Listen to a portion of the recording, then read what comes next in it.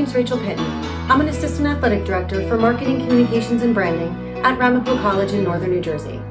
Soroptimist International of the Central Jersey Coast is proud to present Dream It, Be It, a video collection by a diverse group of women.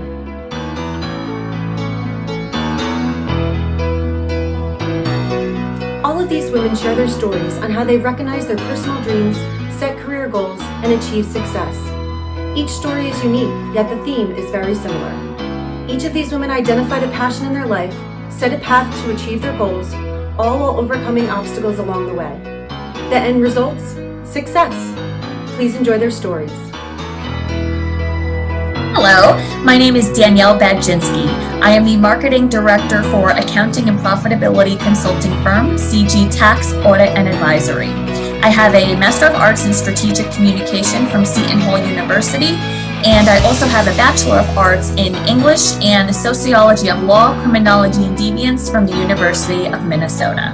I want to talk for just a quick second about goal setting. It is never too early to set goals for yourself, and those goals can be really big future goals as well. So ever since I was young, I knew I wanted to be this career woman, and I knew that I wanted to put a strong emphasis on my career. So I kind of wanted to get started as early as I could. So all through high school and all through college, I worked. I worked part-time and I worked in retail. I loved it. And this was key because it gave me this really important and valuable experience that, I've been able to take with me throughout my entire career. I learned communication skills. I learned time management, very important. I also learned, mediation tools and dealing with conflict.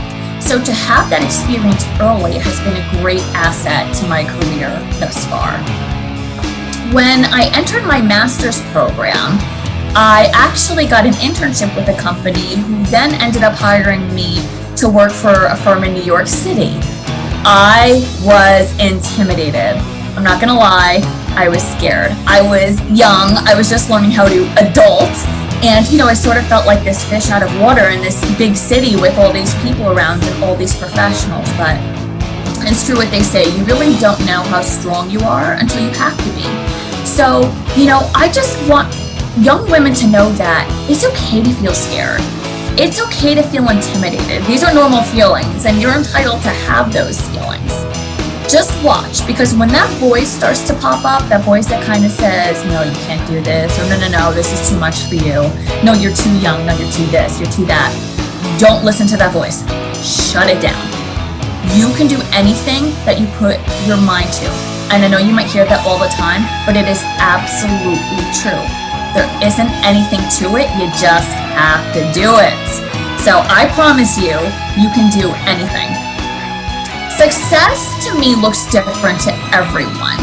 To me, it's a balance of excelling in my career at CG Tax, Audit, and Advisory, but also giving back to the community. I've had the great opportunity to be involved with a lot of nonprofits throughout my career, and they all have, different kinds of amazing missions. And that has really taught me a lot, but it also gives me a great sense of selflessness, because I think that part of our responsibility as humans is to help other people. And getting involved, whether, it's a nonprofit, a chamber of commerce, something that, you can use to better your community, just opens up so many different avenues. So, whatever your success looks like or whatever your goals are, just remember, when you're working towards that success or towards those goals, don't lose yourself trying to get there.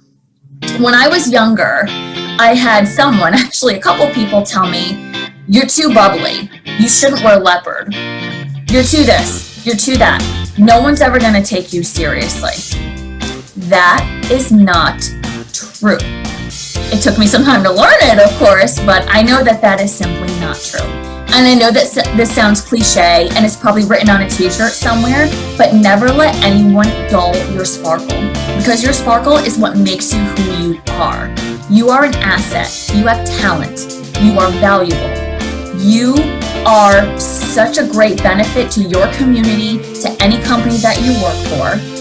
You deserve to be yourself and to excel how you are.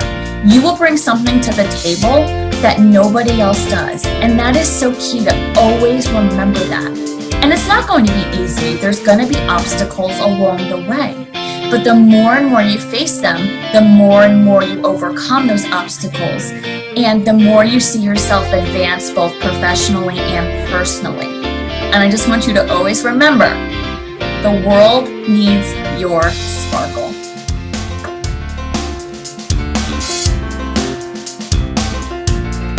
Hi, my name is Cheryl McCleary. I'm manager at Wally's Restaurant in Surf City. I attended William Patterson University and Jordanport University, where I was an English Lit and elementary education major. I believe that college education is very important, but in my field it's not necessarily mandatory. Your on-the-job experience will help you learn and grow and mold you into a very well-rounded individual. I've been in the restaurant business since I was a teenager. I started scooping ice cream at Friendly's when I was 16. I've always been someone who doesn't like to remain stagnant, so I always wanted to learn the next job and to figure out how things work, and I just don't like to be bored. I like to, move on and grow, and I'm always ready for the next challenge. The qualities and characteristics that make me successful are that I've always had an ability to connect with people. I work with teenagers and senior citizens and every age in between. I work with a very diverse group of people from all different ethnic and socioeconomic backgrounds. One of the abilities that I have, I've always been able to connect with people, find out what's that common thread, what binds us. Working with the public definitely broadens your outlook on life. Some of the people you meet will impact your life for 5 minutes. Others will impact you for a lifetime. I've definitely faced some obstacles throughout my career. Sometimes people will assume because I'm female that I must be the hostess and that one of the male hourly employees must be the manager. Sometimes it's upset me, but I've always remembered that I worked really hard to get to where I am. And I definitely deserve to be where I am. I found sometimes I've had to fight for comparable pay for other male managers in my position. I'm really hoping with each generation of strong women in the workforce that soon this isn't a problem. Soon this is just the norm, equal pay for equal work. Another obstacle that I face ties to another one of our topics, balancing stress.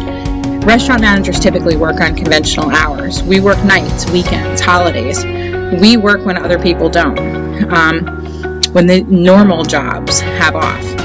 I've missed birthday parties. I've missed family gatherings. And sometimes I felt really guilty about that. It's hard to have a family, and it's also hard to have a career, and you have to strike that balance with them. In a corporate restaurant setting, 50-hour work weeks are the norm. And creating that balance in your life when you want to do so much on your day off, but you're just so tired from working. You need to be able to prioritize your goals. You have to set boundaries, both professionally and personally, so you can maintain that balance and be successful both in your work life and your home life. In conclusion, I would really just like to encourage all women, pursue whatever dream you have, persevere. Definitely rise up against any obstacles that you may face. And just remember, if you can dream it, you can be it.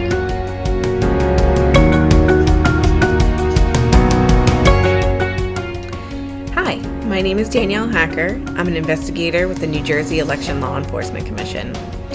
I've been with the Commission for about 15 years now, first as a compliance officer and the past few years as an investigator. I'm a married mom of 2. And I attended the College of New Jersey. My major was Women's and Gender Studies. When I was a little girl, I used to say that I wanted to be a lawyer. While I'm not an attorney now, I do work closely with the attorneys in our agency to interpret campaign finance laws and how they apply to certain situations and how they apply to individuals who are raising and spending money to run for elected public office in New Jersey. I did not always know that I wanted to do this. It was a journey. When I first started out at the College of New Jersey, I was an open options major. So that was undecided with a little bit of guidance from a program at the College of New Jersey that sought to help you figure out what your interests were and what you'd be good at so that you could work towards your major in that area. I was following a business track, but I found Women in Gender Studies through an organization that I was participating in called Women in Learning and Leadership. Through that, it was community service, social aspect, but also a certificate program, so you had to take college courses related to gender studies. I eventually just made that my major, and I took that early interest in law and made my focus gender in law and public policy. Through the College of New Jersey, I also participated in internships. One internship was with a fundraising organization, and they sponsored me to attend a seminar hosted by the Center for American Women in Politics. It's called Ready to Run. It was for women who were thinking of running for elected public office. I did attend, but politics was not really for me, so I continued on with other paths. I also had an internship with the New Jersey Department of Community Affairs, the Division on Women.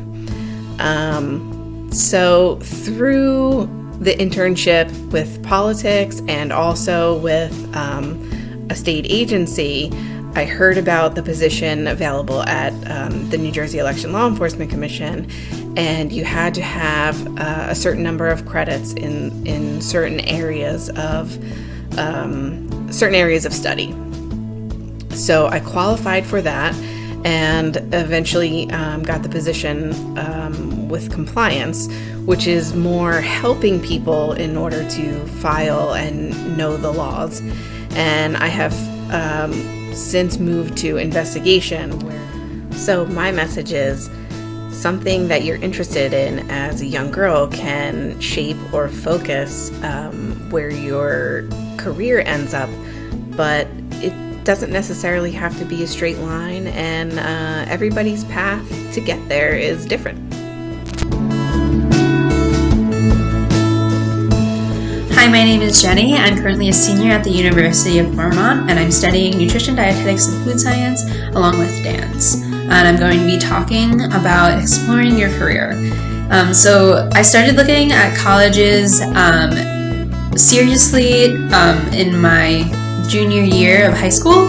I had older cousins, so I thought about college for a while, and I visited them. And I thought it was a really cool experience, but I never seriously thought about what major I was going to, what my career path was going to be until my junior year. And that's usually when they also start preparing you as well. I just want to preface that college is not for everyone. Trade school is a totally valid and great route to go as well. I personally went with college, so I'll be talking about that.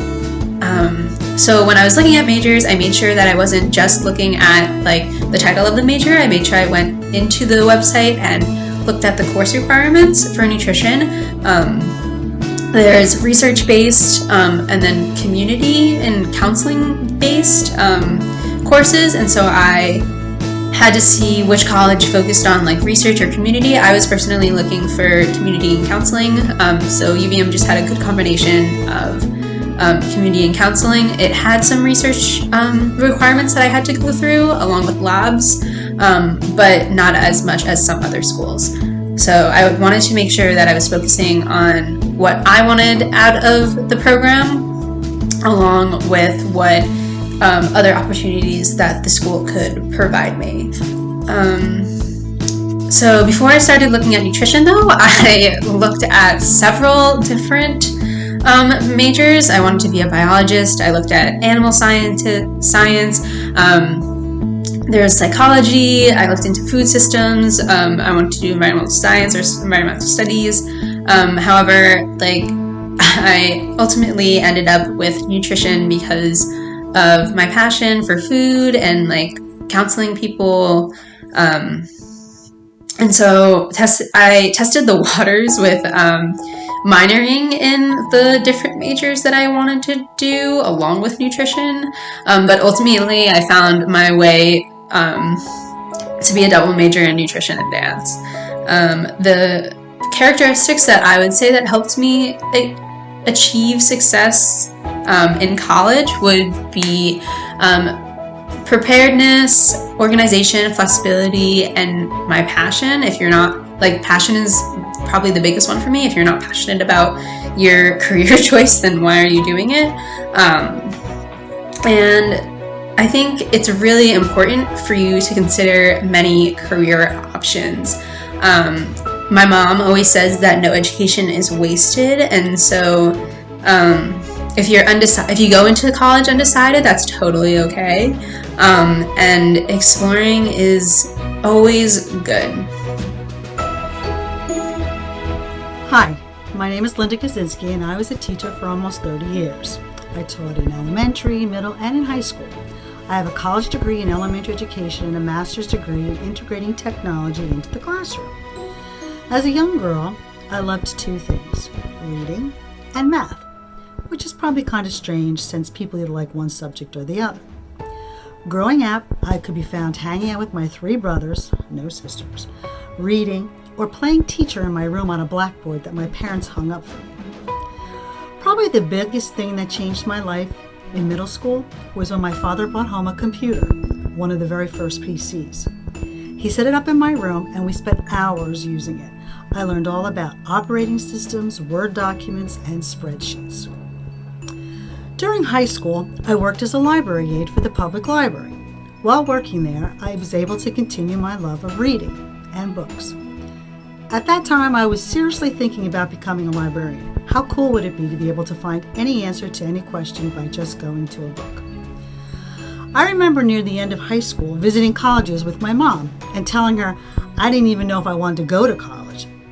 During this conversation, she told me that she had barely finished high school and that I needed to be able to have a college education so I was able to support and take care of myself. I enrolled in college and I got an elementary education degree with a focus on math, two things that interested me as a child. After teaching for several years, I still had a love of reading and thought, wait a second, I could be a librarian in a school and teach too.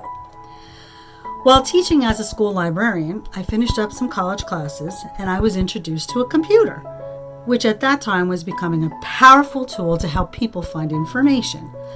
This was my aha moment. I felt that I found my purpose in life, teaching technology.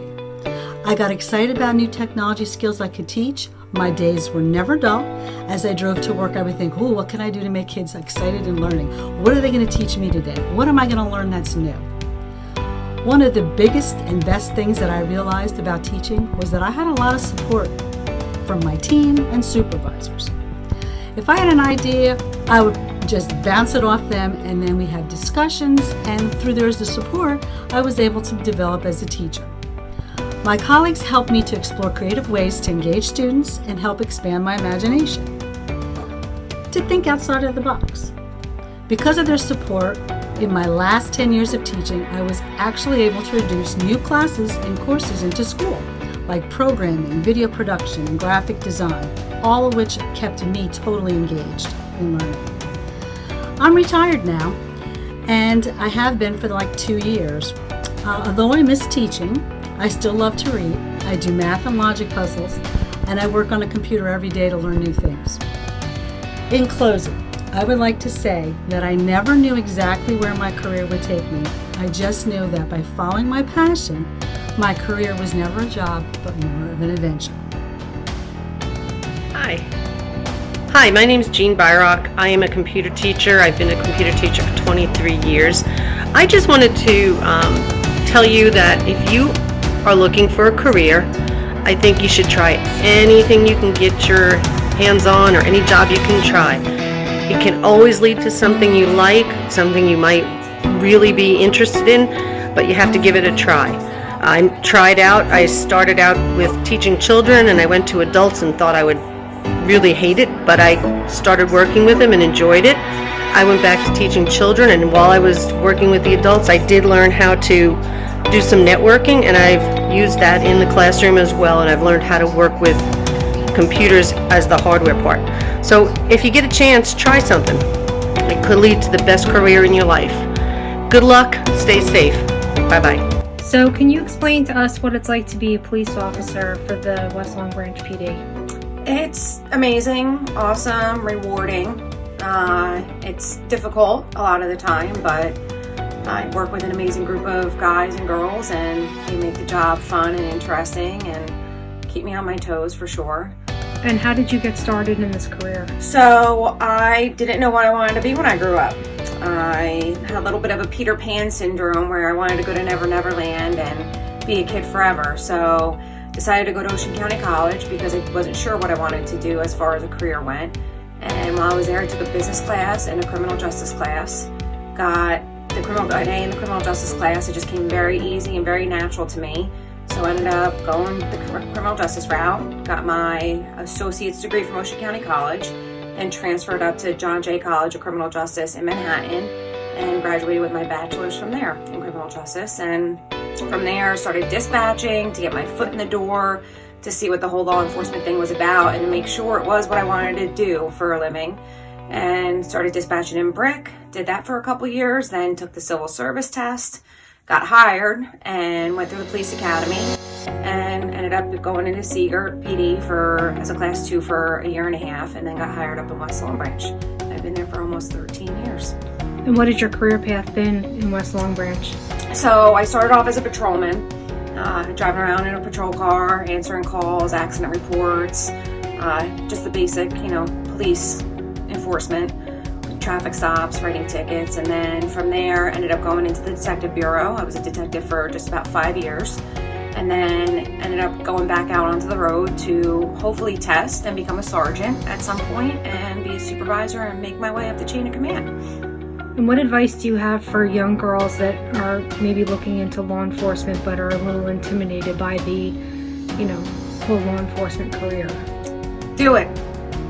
Do it, and don't be intimidated. It's scary at times, but it's very rewarding, especially being a female. I think that we bring a lot to the table that men don't, and we're a huge asset as police officers to not only law enforcement as a whole, but also to the communities that we serve. A lot of times you'll have women who have a fight or an argument with their husband or spouse or wife, whatever it is, and they look to a female law enforcement officer as somebody that's going to be compassionate with them, because I am a female and I do understand that people in relationships go through hard times. So to be able to serve the community and be a female, it's tough, yes, but because it is pretty much in a man's world, but you can't let that deter you or intimidate you. So if you want to do it, you got to put your mind to it. It's not easy. The academy was very, very hard, but for 6 months I sucked it up and knew that that's what I wanted to be when I grew up, and made it through the 6 months of what I call hell, pretty much, because it was difficult. My sister, both sisters and my parents can attest to it, and my friends and family. It was a rough 6 months, but it's very, very rewarding to know that you got through something that is centered around men, and to be a female, to be able to make it through the police academy, and then to make it into a almost 13-year career as a law enforcement officer, actually almost 15 years. It's very rewarding, and I love doing it. I love serving, I love protecting, and I love being a female, because I think that it makes it hard. It gives you that one, you have to strive harder to prove yourself, to make it in law enforcement as a female, because everyone thinks that you're weaker than a man, and really I'm not. A lot of guys, you can ask any of them that I work with, and they would take me into a fight any day of the week over some of the big guys that I work with. So it's tough, it's hard, but like I said, it's very rewarding, and if you want to do it, set your mind to it and do it. Thank you. Hello ladies, my name is Lori Stigliano, and I am a speech language pathologist in a local school district, and this is my story. I didn't really know what I wanted to do after graduating high school. All through school I had some learning difficulties which were never addressed. I didn't think college was an option. I went to secretarial school and then decided to try the local community college. I started with some business classes. Then I decided to follow my childhood dream. A neighbor of mine was a school administrator, and he set me up with a speech therapist, reading consultant and a learning disability teacher consultant. When I saw the speech therapist working with children, helping them to communicate more effectively, I knew that that was what I wanted to do. I wanted to be able to help others. That would become my career path. College wasn't easy. I struggled with some of the courses, and at one point I was even told I should consider another career. This is what I wanted, so I was determined to be successful. It was a lot of hard work, but well worth it. I am currently working with deaf and hard of hearing students from preschool through middle school. It is my passion. I love going to work every day. The field of speech pathology is always changing, which is exciting for me because I'm always learning new things. It's important to be happy with your career choice. You want to be passionate. You want to look forward to going to work every day. And if you have a dream, you need to follow it. If you aren't sure about what to do, reach out to others for help. If you can dream it, you can be it. Thank you, ladies, and good luck. I'm going to talk about what interests I had as a young girl that influenced my career choices. From elementary to high school, I was a Girl Scout who loved volunteering. I had a passion for helping people, which led for my interest in social justice issues such as food insecurity, homelessness, climate change, racial injustice, and healthcare. These definitely were a big driver, and I continued to follow my passion in college. I was part of the Dewey Collective, which was a volunteer group on campus, and I went out into the community and volunteered every weekend.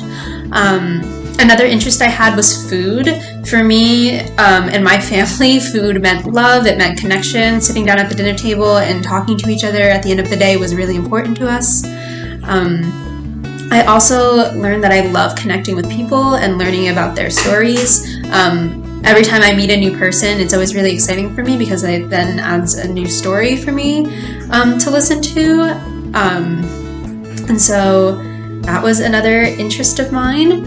And I've danced since I was 3, which is a driver of my major. I didn't think I would be dancing in college, but I think I took a break for it for a year, and so I definitely missed it and realized that I wanted to have dance part of my life. And so I'm currently working on a research project about the importance of nutrition education in dancers, and that is how I found myself majoring in both dance and nutrition. Hello, my name is Lauren Cruz, and I had the dream job of working as a wildlife biologist with the government. I spent most of my childhood playing outside in the Jersey marshes and pine barrens and would bring home all sorts of things like frogs, lizards, insects, all of which I would be asked to keep outside of the house. While I was in awe of wildlife from a young age, I come from a family of doctors and nurses and thought I would work in a hospital someday. Now, I thought this until my chemistry teacher, Ms. Chander, referred me to Brown University's Environmental Leadership Lab. There I learned about invasive plants, different parts of leadership necessary to protect the environment, and I got to experience some really great habitats and see the world with different eyes. After that experience, I knew my passion would lead me to work in wildlife habitats. I attended the University of Delaware and received a bachelor's of wildlife conservation and a minor in entomology. While in college, I decided I wanted to work in wildlife conservation on government lands, and I looked at job announcements and their qualifications. I did this so I could sort out to obtain those qualifications and credits and get a chance to hone my skills in various fields. I always said yes to new research opportunities, and whenever I took a position that I didn't completely enjoy, such as one where I was identifying otter scat in the middle of freezing cold streams in February, I took it as a growth opportunity, and I learned what I was good at and what I needed to work on. My interest in new experiences led me to completing a senior thesis with Dr. Williams and Dr. Wennick, and my thesis looked at diamondback terrapins in the Barnegat Bay in New Jersey. After college, Dr. Wennick referred me to work with leatherback sea turtles, those giant sea turtles that are about the size of a dinner table in Costa Rica with the Leatherback Trust. That's the team that later pulled the iconic straw out of the sea turtle nose. The nocturnal work schedule, physical stress of walking 10 to 13 miles at night on a beach, and mental fatigue of thinking and speaking in another language were difficult for me at first. However, my endurance and determination to learn something new pushed me to excel in this position, and it later led me to landing a master's assistantship with the project leader, Dr. Palladino. I worked with him on a satellite campus of Purdue and finished another thesis looking at olive ridley sea turtles, which soon led me to my current position as a wildlife biologist working with the federal government. My career path was paved by my many connections, thanks to a lot of great mentors who opened doors for me one after another. My work ethic, communication skills, and determination to complete any project is what impressed my mentors enough to take me under their wing. So just remember that doors will continue to open for you as long as you are willing to work for the experience. So my definition for success would be being happy in the place that you're at. I think celebrating the small accomplishments that you make every day to your larger goals is part of your success. I think success is like a state of mind rather than like a place that you want to be. And for me, celebrating those like small successes throughout the day really helped me feel grateful for where I am and keep me at a level head, and allow me to push further for where I want to go. I think having goals is really important, and being able to set goals for yourself in the future to be where you're at, but also celebrating, again, the small successes of every day, reaching your goal is really important too. Hi ladies, and thank you for considering me. I'm Amanda, and I'm so excited that I'll be able to share some of my life's journey with you. Her life is a book that it's really no book to it. You have to take it as it is. You'll have your ups and downs, you'll have your ins and outs, you'll have your highs and your lows. But the most of all, the key that I found that gets me through each and every obstacle that I may come across is faith. I keep my faith no matter what it is, and I find that things always seem to work out. Now, I'm not going to tell you that every day was sunshine and a walk on the beach, but I kept the faith. I come from a strict southern family, a family that knows what struggle is, what we know how to make it work. We know how to make 2 cents, $1. Literally. We know what it is to struggle. We know what it is to go without. I had the aspirations that I didn't want to struggle. I watched my grandparents who had to drop out of school at 3rd grade. I watched as they had to work twice as hard to make ends meet. I watched my mother put herself through college because she wanted better for my brother and I. I realized that when I got old enough that I would not be able to be afforded the opportunity of college, so I knew I had to work for it. I worked hard in high school. I graduated with a 4.0. I was able to achieve and get a full scholarship to Lincoln University in PA, where I majored in criminal justice.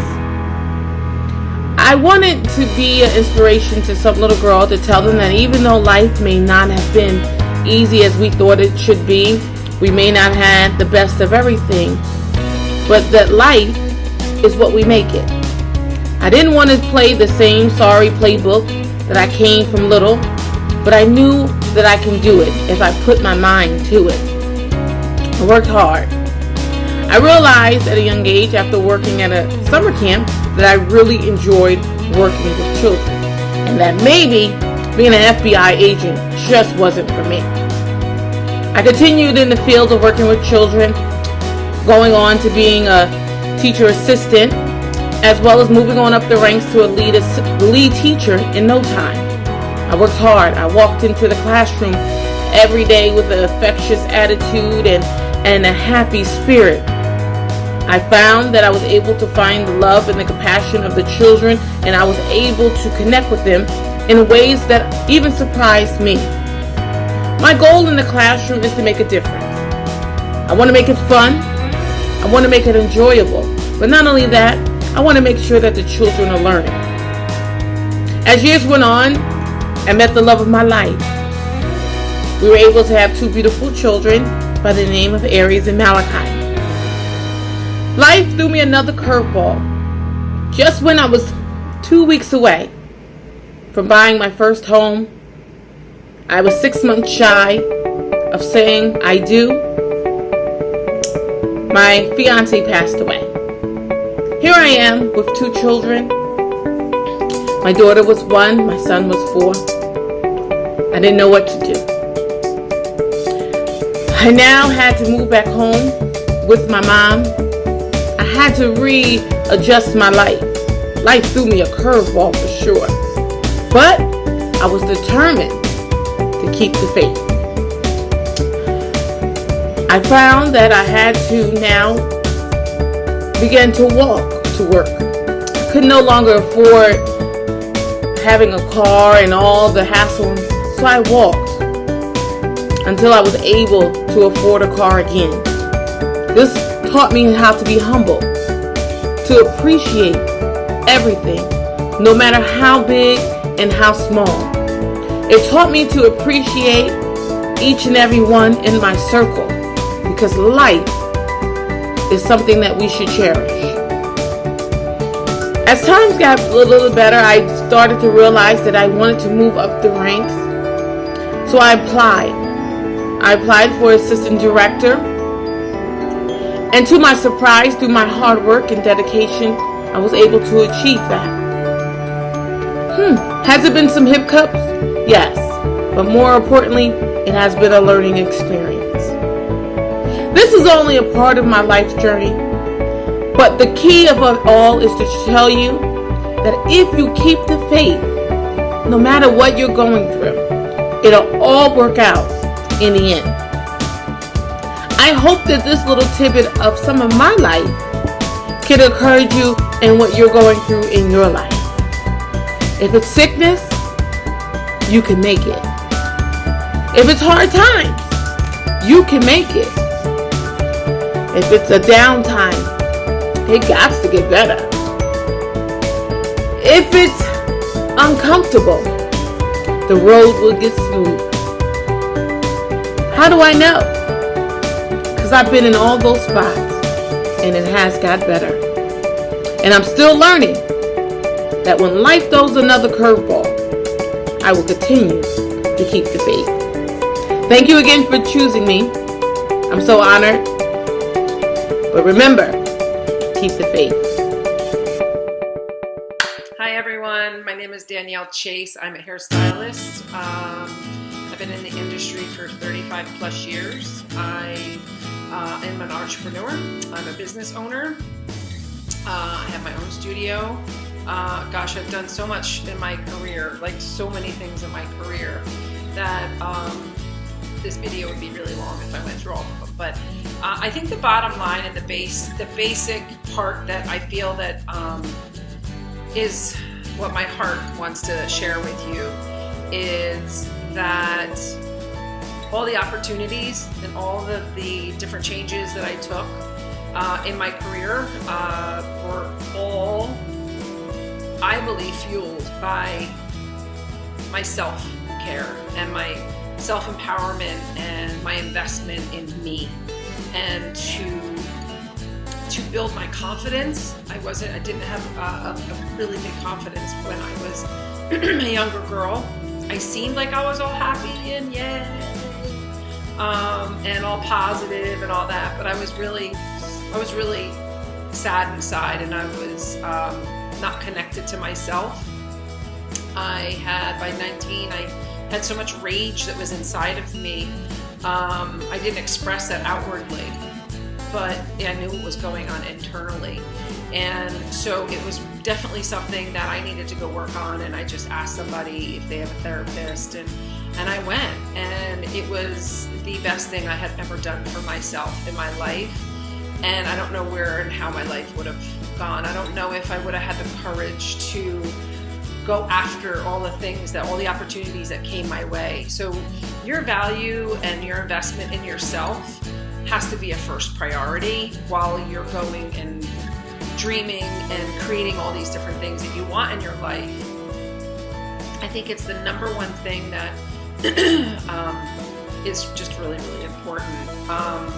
You have social media, you have so many different outlets that I didn't have when I was younger. And I use them like crazy tools now. Like, it's just crazy. But the bottom line is your self-care, how you're, learn about your mental health, your emotional health, your physical health, your spiritual health even. What kind of spiritual tools do you have that you feed yourself? The different ways that you believe. Do you exercise? Do you feed your body water? Do you feed your body healthy food? Because your body's going to work for you, or it's going to work against you if you don't take care of it. And your hygiene, taking care of your teeth, taking care of, if you need glasses, like all those things is self-love. That's what self-love is taking care of the things that you need to be your best self, right? Just recently I learned about being extraordinary. If I was to think about myself living my extraordinary life, it shifted my mind. After all these years and all the self-help I've done, it really, it continues to grow, just like we continue to grow. We learn new things. So that's the first and foremost, is your self-care. And everything about self-care. There's so many books now. So many books on your brain, how your brain functions, your emotional health. YouTube, if you're somebody who's not a big reader, I'm not a big reader, so thank God I have audio, and I have podcasts, and I have YouTube. I like watching people. That's key for you to take care of you as you dream. You want to dream, you want to be you want to be this, you want to be that, you want all these different things in your life.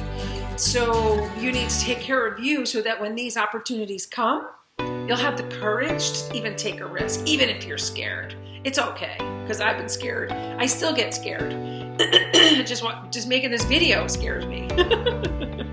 So anyway, your self-care, just remember, there's no getting to anywhere. There is no, when this happens, I'll be happy. You need to learn how to get happy now with you, and find out what are the things that are missing in your life that you haven't nurtured about wherever you are, your strengths, your weaknesses. Where are your weaknesses? Asking yourself certain questions.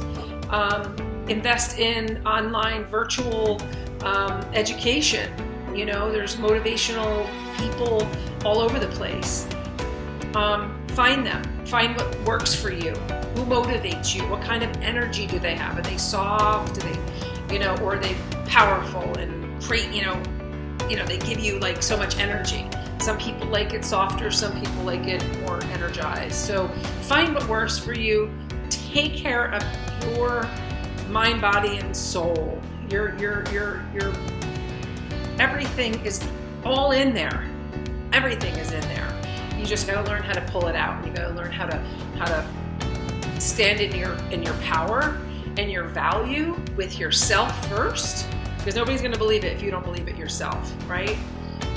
So those are, and just remember, when you're learning, when you're starting something new, even if it's a new job, when you're in learning mode and you're building your comfort zone, and you're wanting to outgrow and grow bigger and bigger out of your comfort zone, is you're putting tools in your toolbox. When you're in learning mode, it's going to be uncomfortable. Take care of yourself. Learn how to soothe yourself and say, it's okay, I'm just learning something new. Of course it's uncomfortable. How uncomfortable was it when we first tried to walk, and how many times we fell down on our heinies? So so that's my message. You are first and foremost, you are your greatest teacher to yourself. And keep dreaming.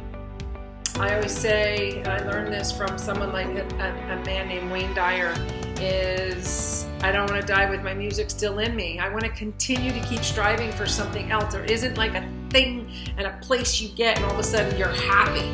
It doesn't work that way. So enjoy the journey, take care of yourself along the way as you're dreaming, so that when you're wherever you get to, you're full. You feel good, you can make decisions, and you feel good about you, that it wasn't that thing that you got to that finally made you happy, because you're actually happy with you and you know yourself so well, and you can take care of yourself in any adversity or any opportunity that comes your way that's going to give you a prize, that's going to give you so much. But when you get there, you want to be okay with you so that you can do it. And you don't quit. You keep going. You keep learning. You keep growing. So it's been an honor and a pleasure to make this little video clip for you. I hope you got some nuggets in it, and dream it. Dream it all. Just keep dreaming, keep exploring, and keep growing. Thank you. Dance. Today I'll be showing you some exercises I do for self-care and help me feel relaxed every day. So first I reach to the sky, kind of stretch out my shoulders, and then I dive down, stretch out my legs, kind of let gravity, and then I bend my legs, let gravity kind of pull me down, and then I go down to the floor, push my legs out into a push-up position, and then go into a cobra position. Stretches out your stomach. And then I go into child's pose. This stretches out your back. I'm just gonna sit there. I have a bad back, so this is helpful. And then I go down into downward dog, shake my head a little bit. You want to make sure your back is really flat during this.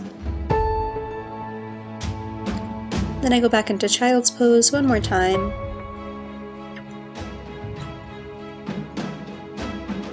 And then for this part, it just helps kind of ground me and make me feel a little bit more relaxed.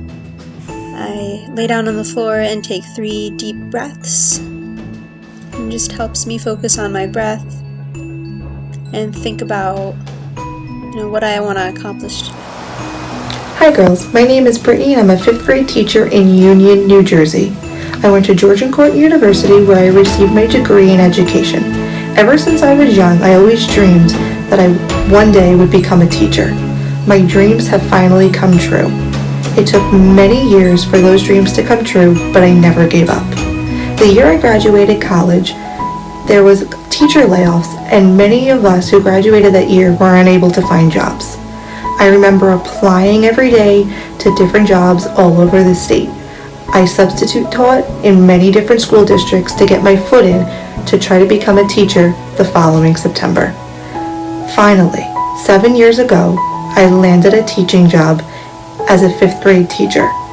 I never gave up on filling out resumes, going on job interviews. I came so close so many times, but someone else ended up getting the position. There were days where I cried, where I thought it was never going to happen. I struggled thinking it was never going to happen. But always in the back of my mind, I knew that one day I would become a teacher. I dreamed it, I followed it in my heart, and I knew it could happen. So girls, remember, follow your dreams, whether they're big or small, and it will happen one day. It might take longer than you want, but it will happen. So you're a special ed teacher for the Brick Township Public Schools, correct? Yes, I am. Okay. Can you tell me about your education and how you went about becoming a special education teacher? Sure. I always knew I wanted to be a teacher, so when it came time to apply for college, I found a really great teaching school, Millersville University, Pennsylvania. I majored in elementary and special education and got my bachelor's degree. When I finished with school, I wasn't sure what I wanted to do as far as my education went, so I waited a little while and I went back as a full-time teacher and a mom and started my master's degree in autism and applied behavioral analysis, which is the science of behavior.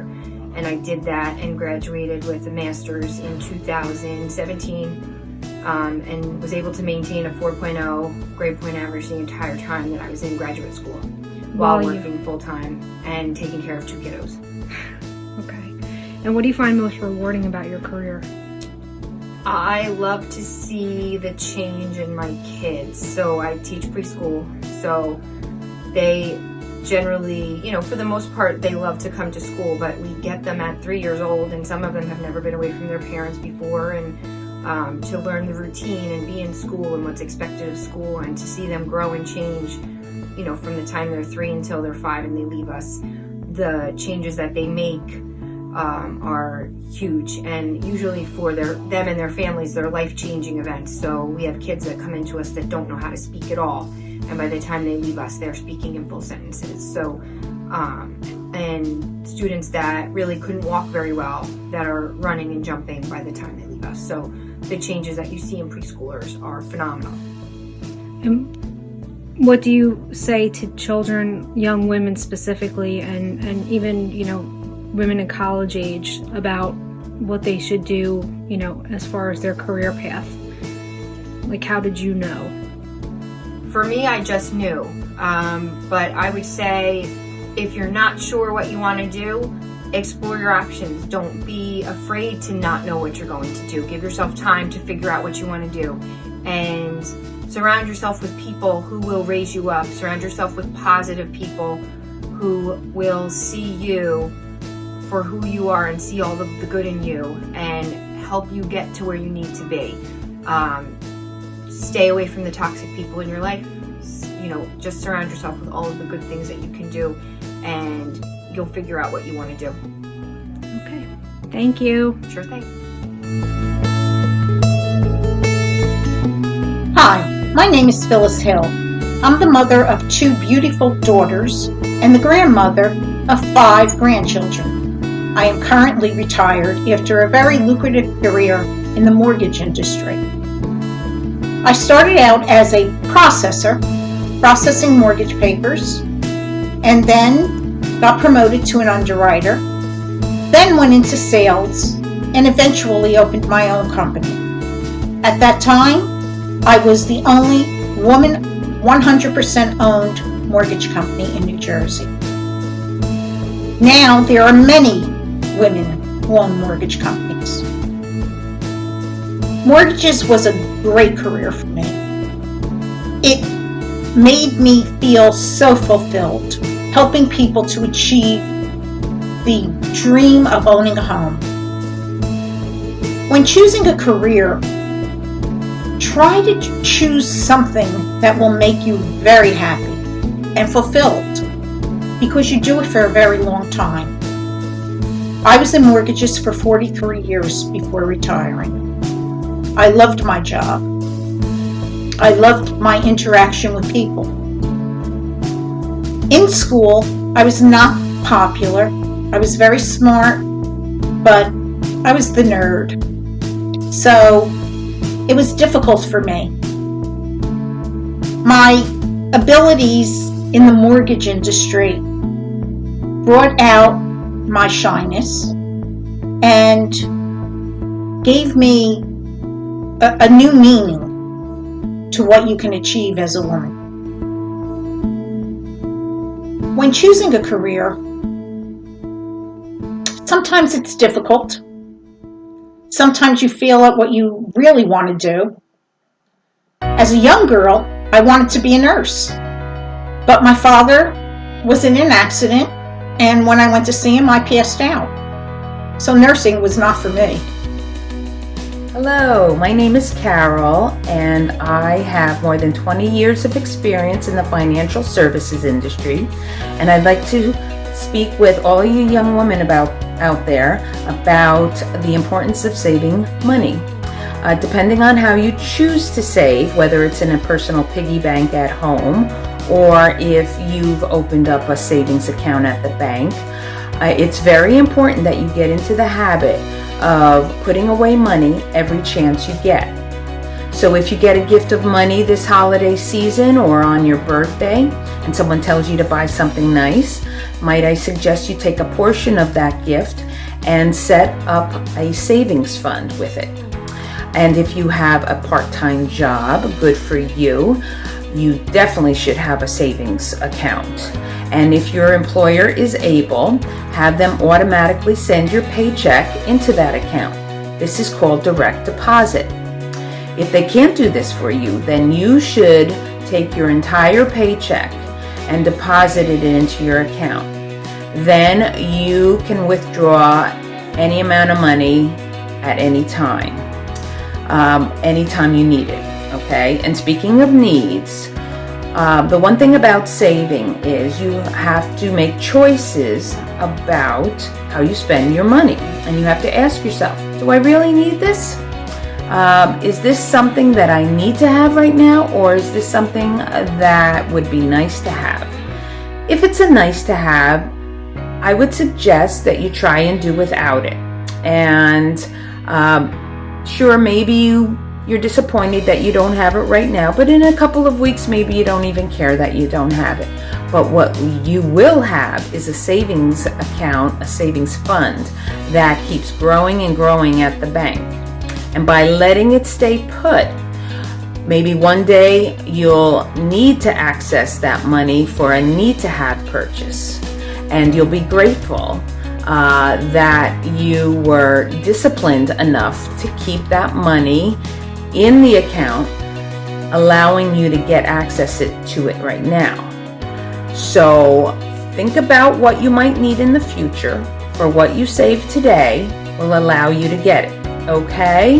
Happy saving!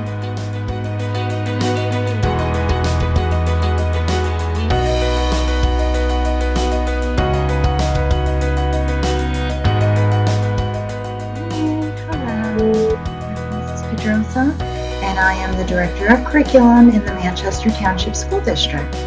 And I am recording this video as part of the Dream It, Be It career support for young girls. And I was asked by not only a very good friend of mine, but she also worked with me as I started my career here at the Manchester Township Middle School. So the questions I think I'm going to discuss briefly with you are discovering your dreams and exploring careers. And so the first is, I'd like to give you a little bit about my background and who I am. So I always knew I wanted to be a teacher. I had just the greatest regard for educators. My family really instilled a love of learning in me and a love of reading. And so for me, I knew that my career choice was going to be somehow involved in, lifelong learning. I always loved going to school. I used to play teacher as a young girl with my sisters. We were born and raised in Brooklyn, New York, and I remember my dad taking us to Barnes & Noble because I was such an avid reader. I was thrilled to be able to get a book, bring it home, and enjoy it, and share them with my sisters. I also definitely loved when my aunts or my uncles or my grandparents would give me something to read or get me presents that related to reading.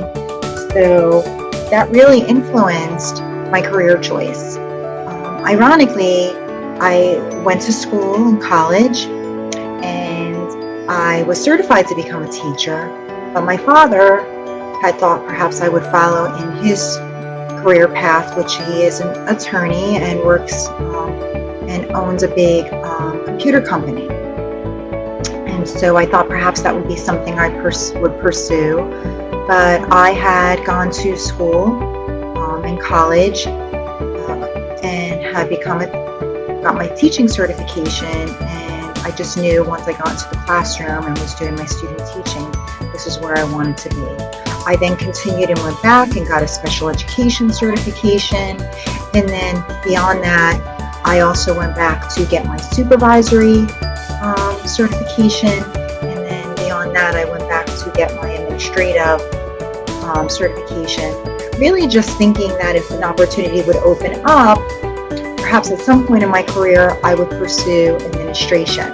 But I also wanted to understand the entire system of how the educational system works. And I felt like I would get more insight and be able to learn a little bit more about our educational system by continuing some coursework.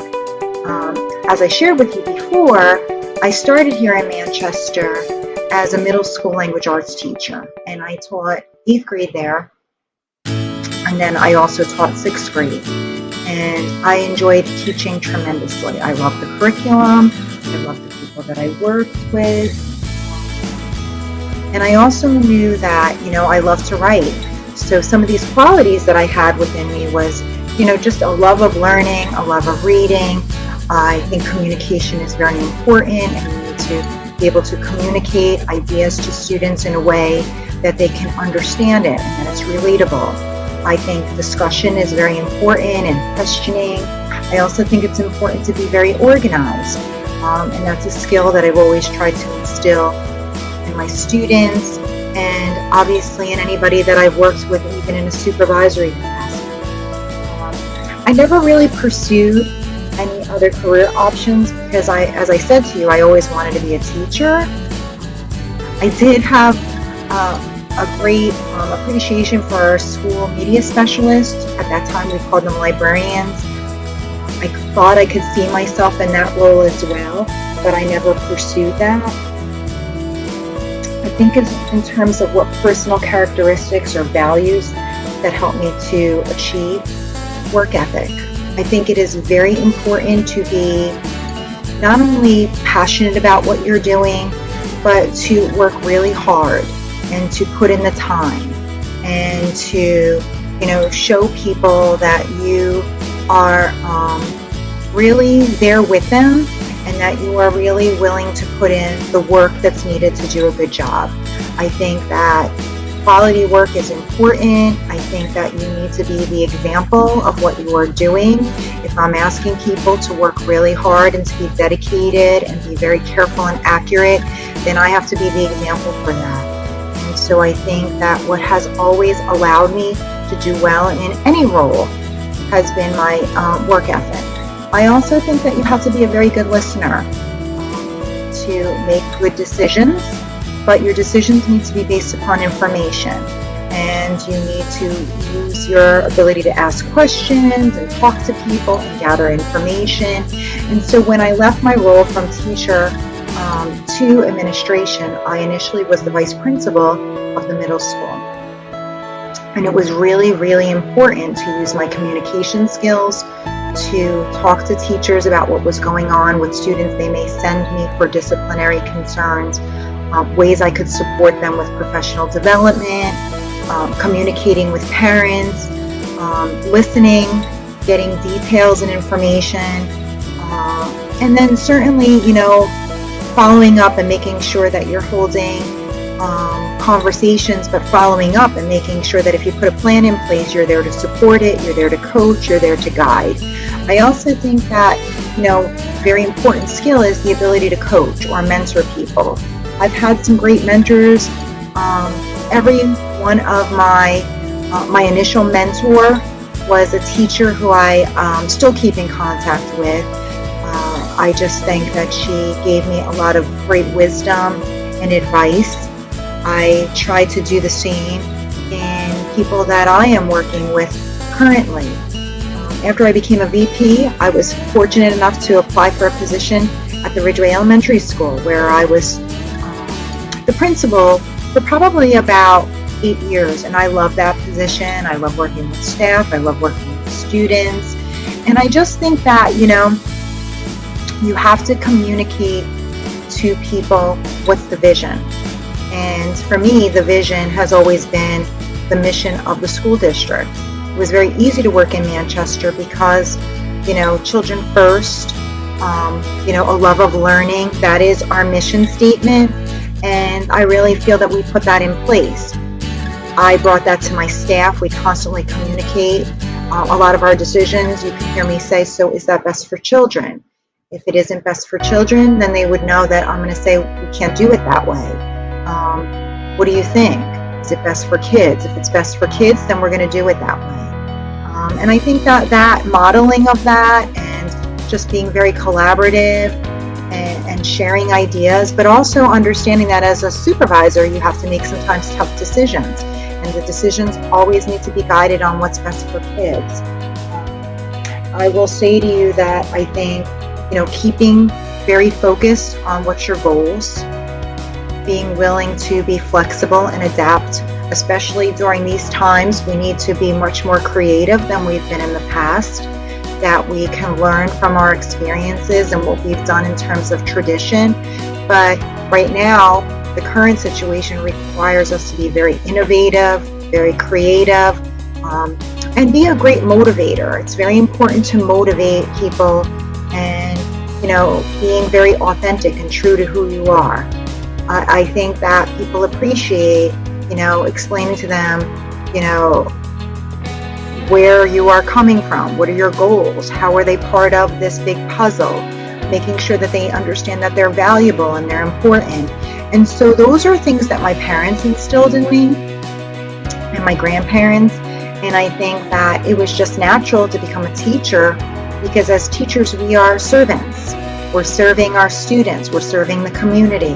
And even now in this role as director of curriculum, I'm serving the entire school community.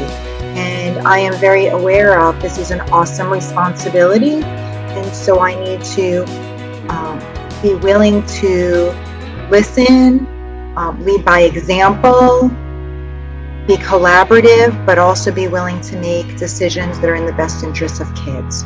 So I hope I, in some way, inspired those of you that want to go into a career of education.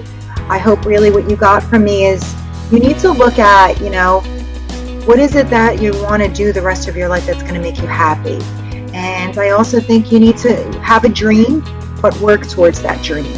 Because, it's very important to have a plan. And my plan was that I was going to do well in school, graduate, go on to college, and then be able to get my certification to be a teacher. And so I took my dream of being a teacher and made a reality by having a plan. So whatever you decide you're going to do in life, just make sure that you have a plan. Make sure you surround yourself by good people that support your dream and your plan, and make sure that you are determined not to give up, because things are not always going to be easy, but you got to continue to be persistent and work at it. So best of luck to all of you, and I wish you nothing but great success.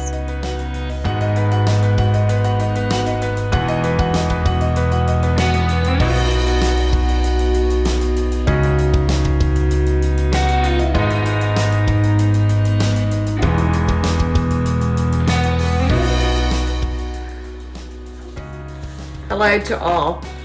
I'm Peggy Gentile Van Meter, and what a pleasure to share with a group of young people who are with no doubt the future of our communities. First, I would like to share my background with you. It has taken many years of practice with some failures, lots of dreaming, and a lot of determination to become this outspoken, dynamic, compassionate woman that I believe I have become. I dreamed it, and I became it. I'm a retired high school history teacher. I've been married for 45 years this coming June, and yes, to the same person. I have two children, a son who was a history teacher and a daughter who was the financial administrator for Rowan University Athletic Department. My two grandchildren, who just warm my heart, keep me very busy, as one is 8 and one is 4. I have been a member of Soroptimist since 2016 when I joined my local club, Cumberland County Soroptimist. It was only a few short years after I joined that I was elected first vice president of the club, moved into the position of president, and before I knew it, I became secretary in our region. Little did I know then that I would quickly become a district director be elected as a governor-elect for the region, and then have a 2-year term as governor for the North Atlantic region, and my term ended this past July. I suppose that my love of history brought me to the realization that many terrible inequalities have occurred in the United States and throughout the world. I especially became aware of the inequalities for women, Native Americans, and people of color. I became fascinated with World War II, and this led me to my interest in the Holocaust. At age 50, and I know that seems old right now, I returned to college to earn my master's degree in Holocaust and Genocide education. You see, there is no age limit to learning and education. I am very proud that I was a member of the first class to graduate from Stockton University with this degree. I want you to know that I had been out of college for almost 30 years, and I was scared to death when I applied for the program. What an honor to be chosen out of 130 applicants to become a part of the first 32 in the program. My studies during this time not only taught me about the Holocaust, but opened my eyes to also so many injustices and tragedies, including human trafficking. As I look back on my life, I realize that I continued to grow as I added new chapters to my life. I became known as the teacher of sternness and fairness. You see, I believe that each young person is entitled to equal opportunity and equal education. My students were taught that no matter how difficult things may seem, and at times even hopeless, there is always a way to reach goals, and yes, often goals do change. I wanted all my students to achieve and be successful, but there were always rules and always consequences. I am not Superwoman except through the eyes of my 4-year-old grandson. So I did not reach all the students who passed through my classroom, but most did succeed in so many ways. As an educator, I realized very early that not all students need to go to college. I encouraged them to be happy with their choices, and if college was not what they wanted, they should pursue other avenues. My students taught me as much as I taught them. So many came from poverty, many came from broken homes, and many came from families that felt college was not important. I think what helped me become a really good teacher is my background. I understood what a death of a family member at a very young age could do to a family. My brother died when I was 12 from a car accident. We moved from my childhood home when I was 16, and my parents divorced a short time later.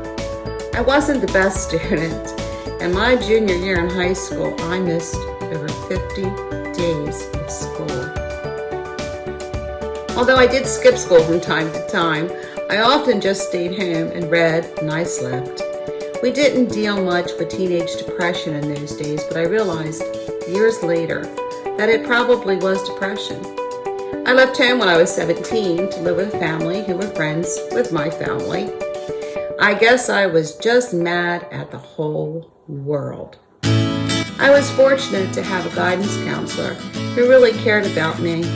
I was lucky to have teachers who were kind, patient, and yet stern with me. Obviously, I screwed up enough my junior year with all the days that I missed, so going away to college was totally out of the question. I enrolled in the local community college, and I began to blossom. Somewhere, somehow, I realized that I could not blame the world for the hurt I went through.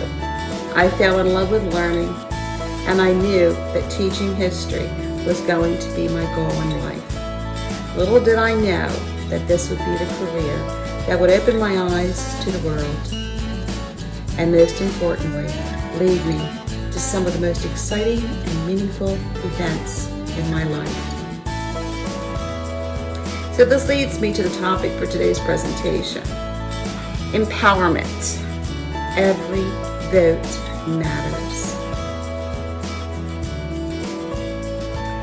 And it is something very, very dear to me.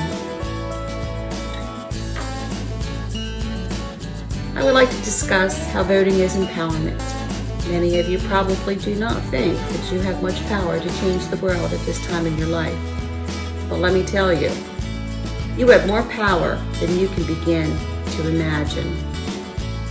It begins with the empowerment of who you are and learning that your choices and decisions now and in the years ahead will empower you to make changes. In order to explain why every vote matters to me, I must first explain how I became aware that every vote matters. There was never a question on whether I would become a registered voter. The voting age had already been lowered to 18 by the time I was a sophomore in high school. I can say with pride that I have never, ever missed a general election since I was 18. You can do the math. I'm going to be 65 on December the 5th. Why does voting empower us? I was taught that it is very important to be involved in one's community, to be an active participant, and by doing this, I would be doing my duty as an American. Fortunately for me, my parents instilled the ideals that I believe we as a society have slowly allowed our young people to slip away from. You would have to live on a planet far away not to know what the past election represents. The empowerment given to the American people affected the future of all Americans, as it does in every election. More citizens voted in this election than at any other time in our history. More women, more minorities, and more young adults voted than in any prior election.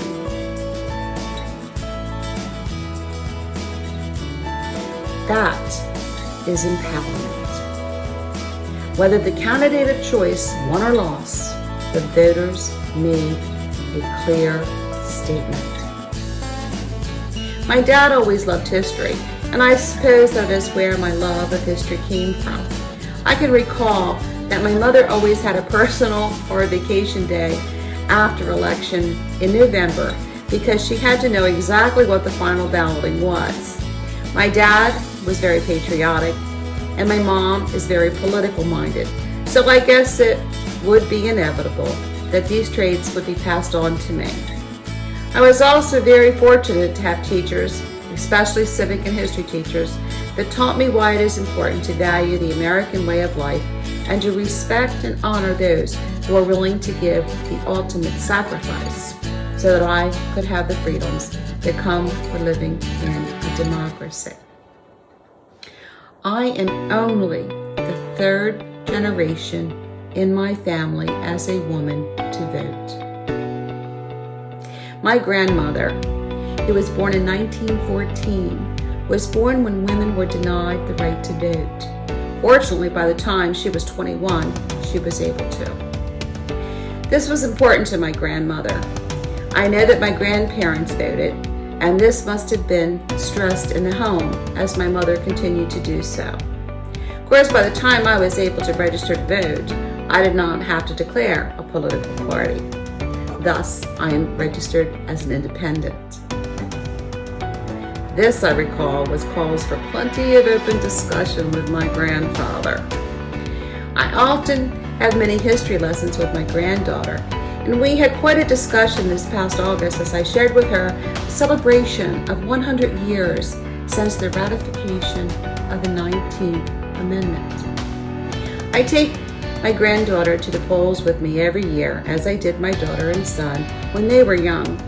My granddaughter is the 5th generation that will vote in my family.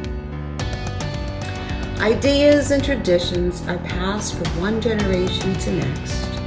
I live in the small rural township of Stoke Creek. Each election day, I love to visit the Stoke Creek Township School to cast my very important vote. What I love the most at this visit, besides seeing the wonderful poll workers and catching up with events of the past year, is signing my name in what I call the big book. This identifies all the voters in Stowe Creek. Over the years, as I write my name, my heart fills with pride, not only because I am exercising my right as an American woman voting, but I see the signatures of my husband, my son, my daughter, and I know that they too have also exercised their right to vote. Even today, although both my son and daughter vote in different districts, I will always feel that sense of pride. Election day is important in my family. I have no doubt that we have often canceled out each other's votes. We do not all have the same political views, but what matters the most is that their vote, my vote, does matter, and we have participated in something that is part of the American democracy, and that is empowerment. This year was obviously different, but as I sat at my dining room table with my granddaughter, I explained every part of my ballot as I filled it out, and she went with me to the Board of Elections, so once again she could witness the easy process of casting a vote. American democracy, and that the empowerment that every vote matters, as we see today, has had a long and sometimes violent history. Today, I know it must seem so strange to many of you that at one time, for a long time, only free white males, 21, who owned property were allowed to vote in the United States. Even though once the 15th Amendment, this was in 1870, was passed, there was many Americans who were still disenfranchised in the United States. It is also unthinkable that women were still disenfranchised until the 19th Amendment was passed, which allowed women to finally cast their votes. If it had not been for the suffrage movement, empowerment for women, and their right to vote, this amendment would not have been passed. Please note that women of color were not included in the passage of the 19th Amendment. It will not be until about 50 years later that the voting age will be lowered to allow 18-year-olds to vote. If it had not been for the vote that matters, this amendment would not have passed either. Think about the girls attending this presentation. If all of you were 21 and this was 1820, none of you would be able to vote. After 1920, maybe half of you would be eligible to vote if you were a white female, and not until 1971 would all of you be eligible voters at the age of 18. We know being eligible to vote does not necessarily mean that a person is going to vote. I wonder if everyone here will register to vote. I wonder if those of you who do register will actually exercise your empowerment in every election. How did we really come to a common place in our country that our vote does empower us? If this is true, then when and why did this common thought happen, and what made it different in the election of 2020? Every vote matters because if each year, if 1,000 more 18-year-olds do not register to vote, and if a few more thousand registered voters decide not to vote, then how many people will be left to make the final decisions that are important for the American way of life to continue? We don't want to see voter registration to drop year after year after year. We want it to build with empowerment year after year after year. Where do we begin to understand every vote empowers us? I truly believe that to understand the importance of voting and how it is the root of American democracy, and that every vote matters, that its empowerment its empowerment must be taught. Understanding the importance of the ballot box and understanding that it is the best way for a person to speak effectively in a democracy must be something that our education system must include from a very early age. Are you aware that some schools do not have social studies in their curriculum every day? Do you know that some schools only have social studies once, maybe twice a week? Do you know that it is not mandatory to teach civics in our schools? Many high schools have only 3 years of history as a graduation requirement, and that would be World History, United States History 1, and United States History 2.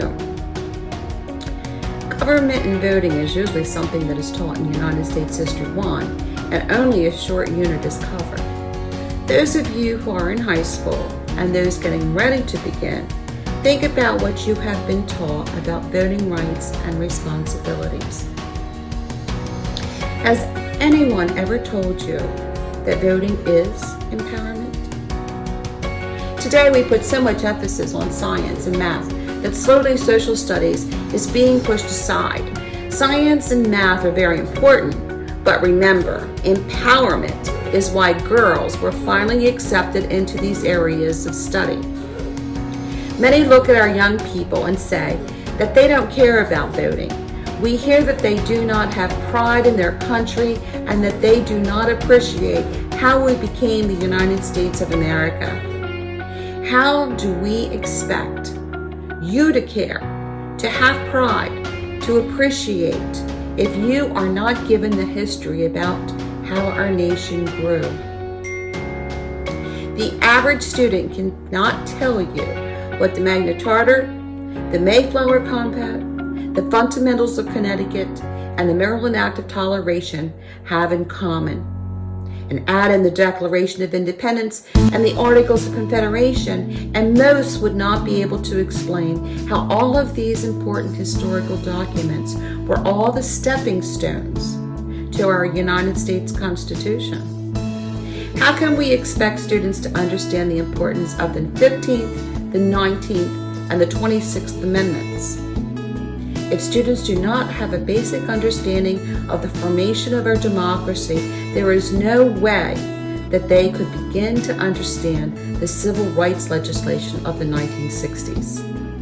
We must incorporate and mandate that all students learn that voting is empowerment in assuring that our American democracy survives and that one vote, one voice does make a difference. As a history teacher, one way or another, I stress the importance of voting. I gave out a voter registration form to every student in my classes on their 18th birthday with their birthday card. I made sure that students knew that I had voter registration forms available in my classroom throughout the school year. You can go online and print out a voter registration form. It takes less than 5 minutes to fill out. I made sure that somehow each unit that I taught, regardless of which class I taught, that I would somehow incorporate lessons about civil liberties and the importance of voting. Teachers do not get instant gratification. We often do not know who we have impacted and who we have not impacted. The greatest gift that a former student has given me is when they tell me that they have voted every year since they graduated because of how I stress the importance of voting, because their vote empowers them and their vote matters.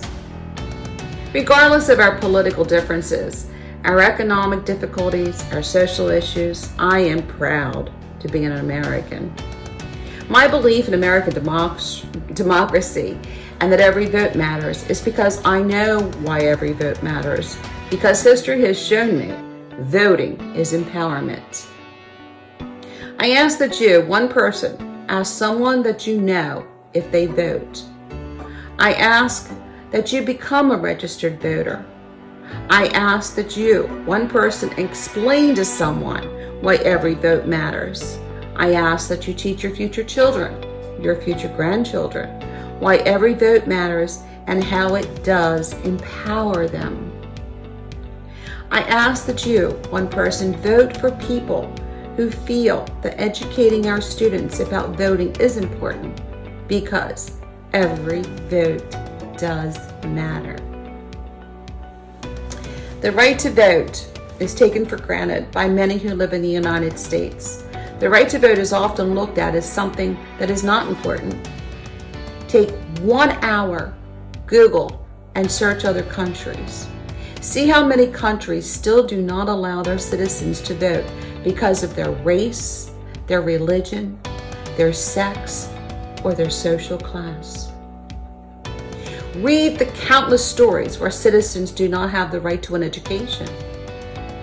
Listen to the stories of people who will never be given the opportunity to have a better way of life.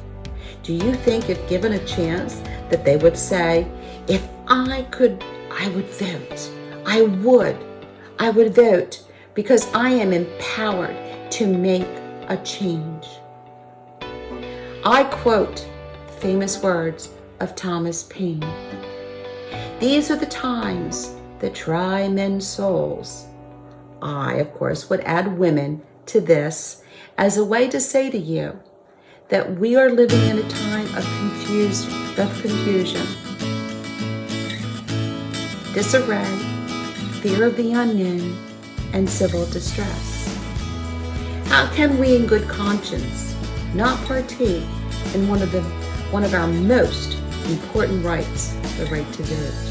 How can we ignore the struggles of the past and ensure our future if we do not voice our opinion through the ballot box?